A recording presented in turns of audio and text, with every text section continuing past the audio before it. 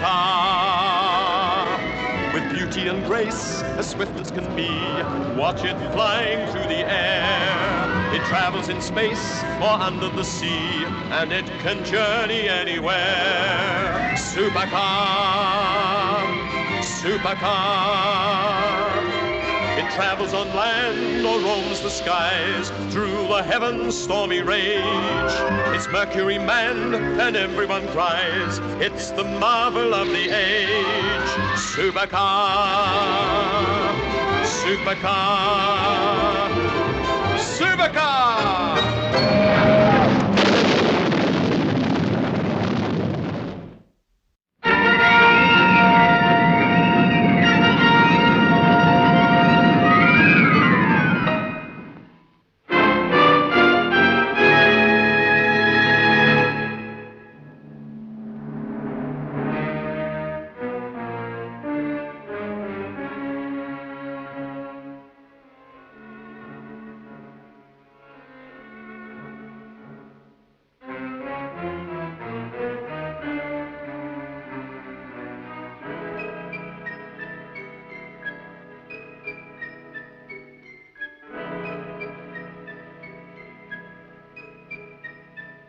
Hurry it up, can't you, Judd? Can't hurry a job like this, Gov. Take a pride in my work, I do. Nothing sloppy from Ben Judd. All right, but get on with it. What's the matter with you anyway, Gov? You work here, don't you? What's the hurry to get to work this early? You forgot your key or something? Never mind about that. You just get cracking. If you say so. There. That's cracking for you. Do you think anybody heard? Yeah, I'm a skilled hand at the muffled explosion. What is it you wanted anyway? These. What? Jigsaw puzzles? No, the printed circuits for a new secret control unit we've been building here for an American professor's invention called Supercar. Cool. You mean that bus outside in the shed? Well, how do these things help? I've worked here a long time and never got anywhere. No initiative, they said. Well, you won't be working here much longer. Not after that. That's quite right, Judd. And I shan't need to. I know where I can get a good price for these. See them complain about my lack of initiative then. But if that machine's what it's cracked up to be, they'll be after us like a pack of hounds. Oh, no, they won't. Because we're going to fix this supercar. And when they try to take off, they'll get a little surprise. Well, Dr. Beaker, lovely day for a trial run. What you might call typical British weather. Cloudy, cold, and windy, and looks like rain any time now, right? No nonsense, Mike. It's invigorating. Most invigorating.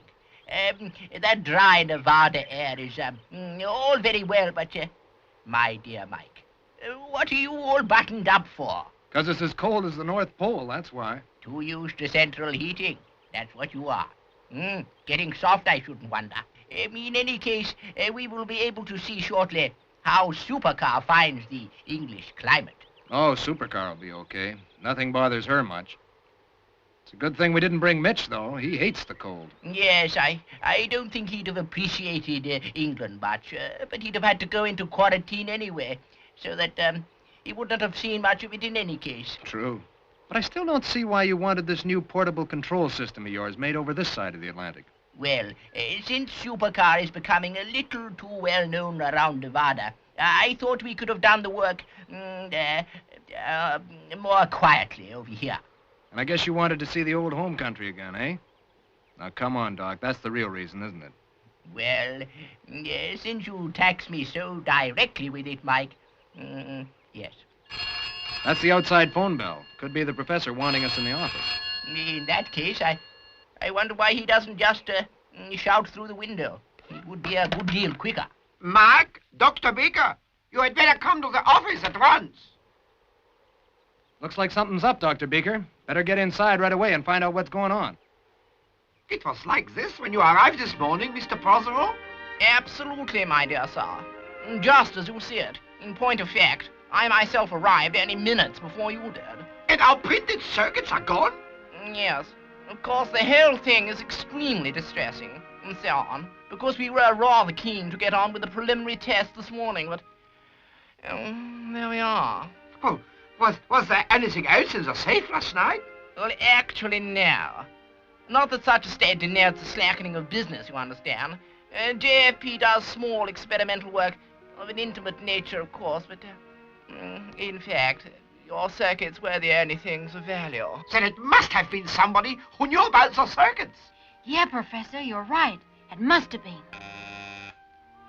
If you'll excuse me for the moment. Prothero speaks. Dr. Beaker and Mr. Mercury to see you, Mr. Prothero. You might send them in, then. Look, I needn't tell you we're frightfully apologetic about the whole thing, Professor. Perhaps if we all get together and form, as it were, some sort of, ad hoc committee, we can best see what action to take. 9:30, if the clock in his car's right, which it seldom is. You know what's happening now, Judd? No. What? My respected senior JFP either has or is just about to call a sort of informal committee. Pompous idiot. Don't like him much, do you? He's the sort of man, Judd, who'd call a committee to decide what he was going to have for lunch. And for once, he's doing us a favour. Favour? What do you mean? The longer they talk, the better for us. Look out for a phone box, will you, Judd? And stop me when you see one. What do you want to make a phone call for, Gov? Because I've got a good deal of respect for the Professor and his supercar, from what I've seen of them in action, and I want to make quite certain they're grounded. Can't you make it work without those circuit boards, Dr. Beaker? I fear not, Jimmy. They were, you might almost say, the brain of the device. No, I'm afraid we should just have to wait until some more can be made. Yeah, fortunately, I still have the design. What about Mr. Prothero? Do you think Mike and the Professor can persuade him not to call the police? I imagine they can, if they try. I must say I find it quite beyond me why you won't agree to my calling in the police. Inspector Lofthouse was a particular friend of mine at the college. And simply first-class type. Well, that may be so, Mr. Prothero, but there's more at stake than you might think. One of our reasons in having this control system designed and tested in England, Mr. Prothero, was because we thought there would be less chance of publicity. Unless it's absolutely necessary, we don't want the police called. Oh, quite. Quite. I see your point. One wonders there how you would want to proceed without them. Now, look, can you think of anyone in the firm who might know the value of those circuits? Someone on your staff, perhaps, who might have had a hand in the design stages. One is not suggesting, surely, that a member of JFP Electronics is responsible. Rather bad form, what? Well, sometimes happens, you know. But I hardly think that... Phone, Dr. Beaker. Perhaps they found something out. Good morning. No, as a matter of fact, this is Dr. Beaker speaking. Oh, good morning, Dr. Beaker. My name's Harper. We've met several times already. Oh, yes, Mr. Harper. You're on the JFP design team, if I recall the matter correctly. Yes. In which case, you'll be most grieved to hear of the robbery. Your circuits? Stolen? You don't say. From the safe? Now that shows initiative. You can tell Mr. Prothero not to exercise his massive brain any further. I stole them. My dear fellow, could you speak a little more clearly? I must have misunderstood you, I'm afraid. Who stole them? I did. What? You? 1 hour from now, I shall be leaving the country with your circuits, and I don't think you can stop me. I imagine you'll think twice before calling the police with the resulting publicity. Yes, I thought so. How? By plane, Dr. Beaker, from a small flying club at Monk's Norton. Monk's Norton? But, hello.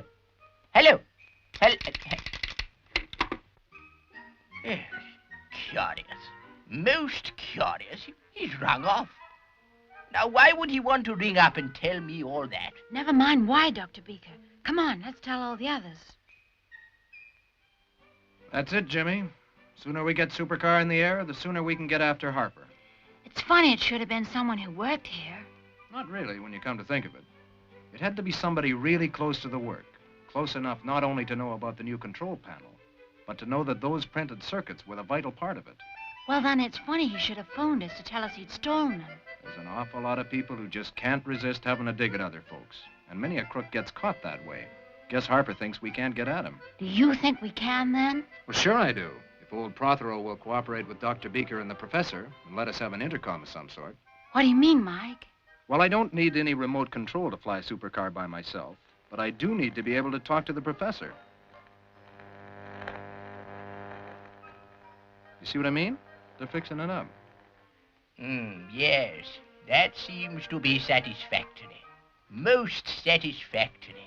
What about the other end of it? Won't we need another installation in the cockpit? No, as far as I can, recall, this set will cover the same range of frequencies as Supercar's own radio set. So there should be no difficulty there. It's most helpful of you, Mr. Prothero. No trouble, Professor. We owe you all the assistance we can render you. I always had the feeling that Harper was not the JFP type. No team spirit. That is only too true, I'm afraid, but I would like to know why he telephoned. It's a well-known psychological fact of some sort of criminal makeup. The urge to demonstrate superiority to, what shall I say, the urge to gloat. I'm in the cockpit. Can you hear me on that set of yours? I'm trying to find your frequency. We'd better stick to long wave. Say 305 kilocycles. I'll tell him. Mike, try 305. Roger, 305 it is. Jimmy? Hey, Jimmy, where are you? Here, Mike. What do you want? Oh, hi there. Will you go and help Dr. Beaker and the professor? I want to get airborne as soon as possible. Sure, Mike. Good luck. What did you want to go and phone them for, Gov? They'll only get onto us that quicker. They may try, but I doubt if they'll succeed. You saw me fix that supercar of theirs. What do you think will happen when they try to take off in it, eh? Search me. I'm a safecracker, not a mechanic. Yeah. When a man's annoyed, Judd, or in a hurry, he makes mistakes. Right now, they'll be both annoyed and in a hurry. And they'll make the mistake of their lives. Are you ready, Mike? Ready, Professor, and every minute counts. Let's get into the air as soon as possible, huh? I know that you're in a hurry, Mike, but we must be extra careful now. Remember, we've not got the usual console to monitor your takeoff. So if you get into difficulties, you're on your own. Right, Professor. No sense taking risks. I'll have to do a cockpit check, since you haven't got duplicate instruments. You ready? Ready. Here goes, then. Fuel remaining 300 minutes. 300, check. Engine conditions, port, electrics. Check. Check. Lubricant pump, check. Check. Cooling system, clear. Clear. Fuel pressure pump, check. Check. Now starboard. Roger. Starboard engine conditions. Ready. Electrics, check. Why do we have to do all this checking, Dr. Beaker? We don't back home. You see, Jimmy, at the laboratory, we can read all these instruments and perform all these checks ourselves by remote control. The console permits us to do that. But here we have not the same facilities. So the pilot must perform his own cockpit check before he takes off. I get it. But won't it take an awful long time? We've got to get after those circuits quick, Dr. Beaker. Quite so. Quite so. Nevertheless, we would be most unwise to omit any necessary precautions. All right, Mike. You can charge the engines now. Okay, charging port. 7, 9, 11, 13,000, 15,000. No interlock to use this time, so I'll charge starboard. 7,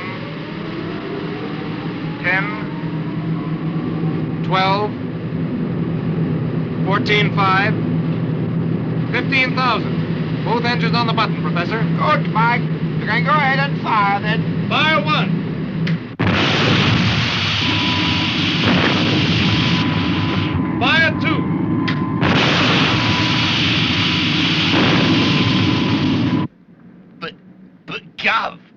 What's going to happen? I don't get it. They will, when they try to take off.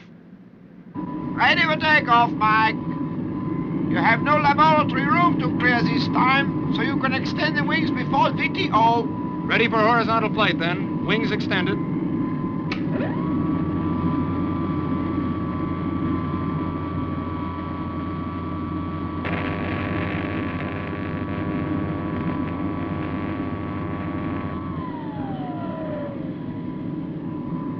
You look fine from here, Mike. Boost for takeoff, then.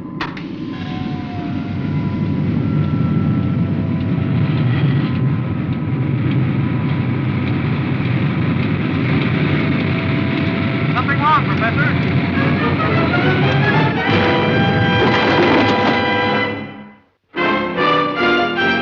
It's a good thing you cut the engines when you did, Mike. In this condition, Supercar is wholly unstable. It's a good thing a lot of things happened. It's a good thing I took off with the wings extended. If I tried to change to horizontal flight a couple of 100 feet up. Boy, it hardly bears thinking of. Still, Supercar does not seem to be too badly damaged. Oh, a couple of days' work, that's all. But flying's out for the moment. Somebody fixed that wing. You know that, don't you, Professor? I suppose so. A most dangerous thing to do. You can say that again. Even if he wasn't trying to get anybody hurt, and I'm not so sure he wasn't, I'd still like to get my hands on him. I fear we are in no position to do that just now, Mike. We had better join the others and have what Mr. Prothero would call some sort of committee to decide what to do.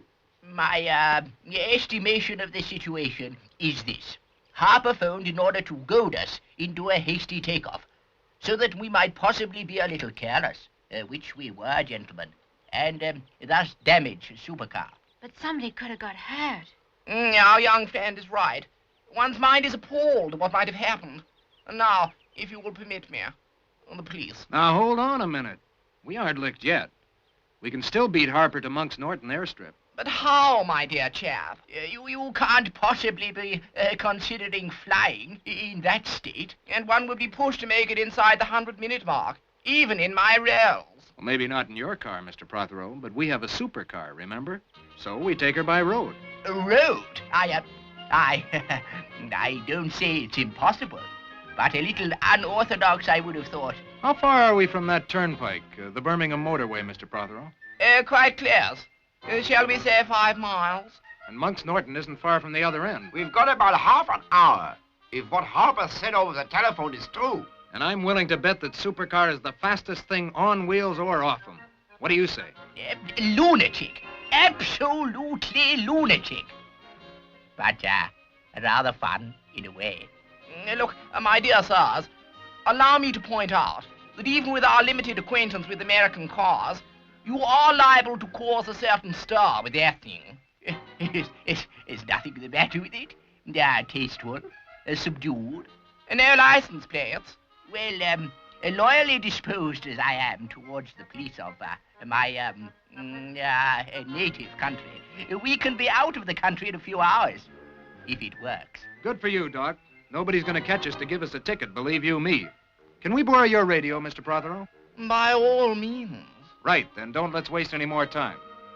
Professor, if you and Jimmy will help Dr. Beaker man the intercom, I'll light up the motors again, and I'll guarantee Mr. Harper has no idea of the surprise that'll be waiting for him. You don't reckon anyone's following us, then? I should be very much surprised. In fact, if you reach in the front pocket, you'll find a thermos flask of coffee. I think we can afford the time. Well, anything you say, Gov. But if it was me, I'd be putting as many miles as possible between me and them. Look, Judd, you want to know what they're doing back there? Yes. Picking up the pieces, that's what. They won't be going anywhere for a long, long time.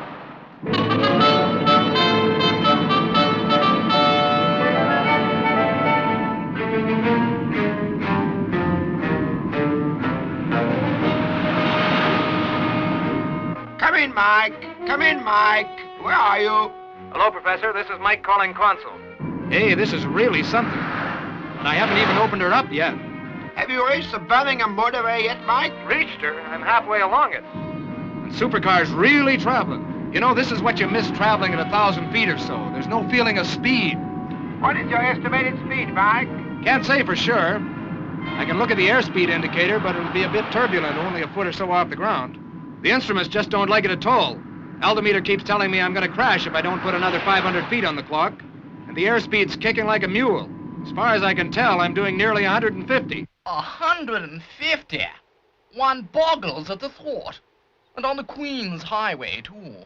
Well, he'll have to do better than that just the same. Sure, I'm only on quarter boost at the moment. I'll take her up a bit. Ooh, up!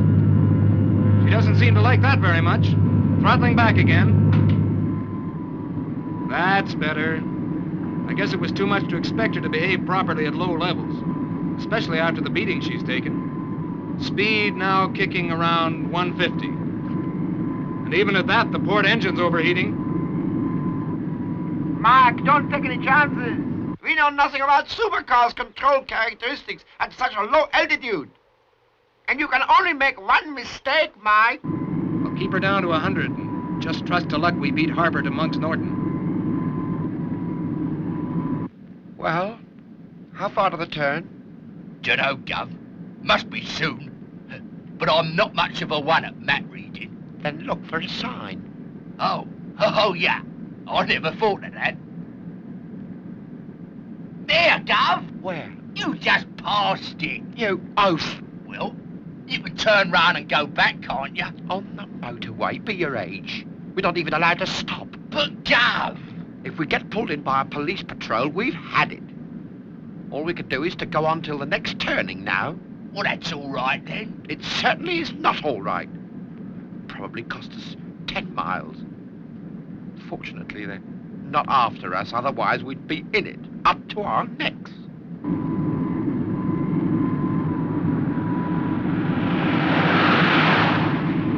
Taking over just under the 100 mark, Professor. There's a mighty sameness about this stretch of road. Any idea where I am? Dr. Baker has you pinpointed. Calculating the various minutes at the various speeds, I imagine that, have you a map, Jimmy? There on the table, Dr. Beaker. Yes, satisfactory. Most satisfactory. Turn to the left is indicated in approximately 2 miles. 2 miles? Good heavens! One will overshoot unless careful. You're there, Mike. Throttle right back and watch out on the left. Roger, Professor. Throttling back now. And there it is. Turning off now. Let's hope Harper's not too far ahead. Coming back to the turn now, Gov. Now you tell me, after wasting 10 valuable miles. Still, let's hope our friends are waiting for us with the plane. Our friends, Gov? Our foreign friends. Can't understand it, Professor. No sight of them. There's a plane waiting, so we can't be too late. Well, what do you know? Look who's here. No, it can't be. Blimey. Gov, it's that supercar thing. I know that, you fool. But how? Sorry, gentlemen, you can't use this airstrip. I just canceled your membership.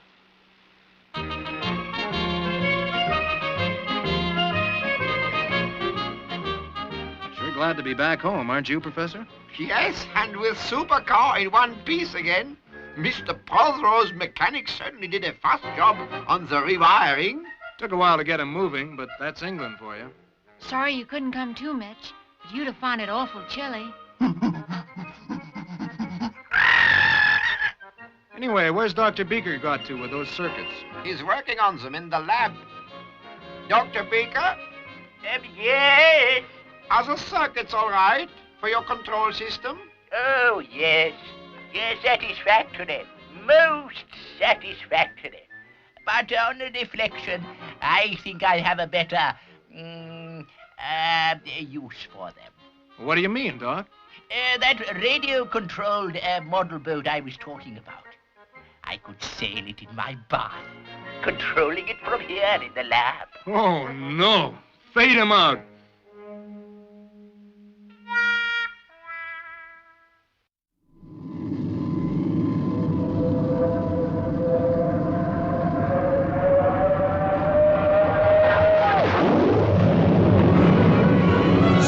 Supercar.